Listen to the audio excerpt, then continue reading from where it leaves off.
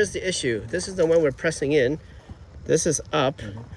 So if you look at this side and this side, the outside, this is up again. This is the outside of the car. This gap is really high and this gap is less. I would look at the machine surface side, how much difference there is there, because this is a flat surface right here. Yeah. This is not flat. This is just cast, whatever the casting was. Yeah, so this is the standard. Yeah, this would be 90 degrees to whatever it is. So this is on the passenger side, and my uncle pressed this one in, and we have the same problem. The outside is tall, the inside is thin. But if you want to compare only to the machine surface, the machine surface is very close.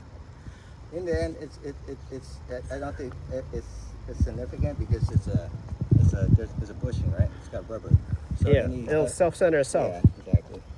All right, so we don't have to be like laser eye surgery precision here. Yeah, we're not building a rocket to space. We're working on a car that's I'll press it a little bit more, so just to get it. You know what, let's flip it around. Okay.